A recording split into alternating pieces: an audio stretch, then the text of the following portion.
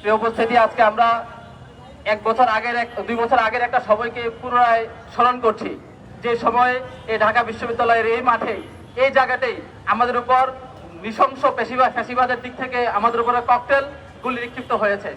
এই সেই জায়গায় যেখানে আমরা এমন একটা সময়কে স্মরণ করতে গিয়েছিলাম, এমন একটা সময়কে আমরা স্মরণ করতে গিয়েছিলাম, যে সময়টা, যেই স্মৃতিটা আমাদের বাংলাদেশের মুক্তির স্মৃতি চিরন্তন ছিল।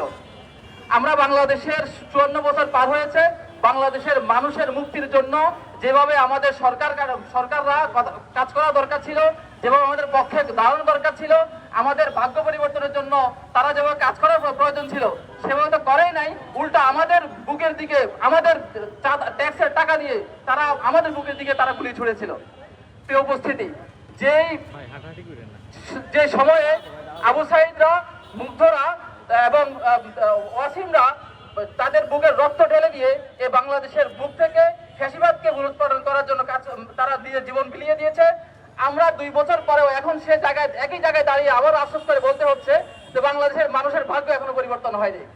আমরা এখন দেখতে পাচ্ছি সেই 17 জুলাই যেভাবে যেই ব্যক্তিদের প্ররোচনা এবং সহযোগিতায় বাইরে থেকে ফ্যাসিবাদের দোসররা এসে আমাদের বুকে গুলি মেরেছে, সেই ব্যক্তিরা এখনো পর্যন্ত ঢাকা ইউনিভার্সিটির শিক্ষক হিসেবে এখনো রয়ে গেছে।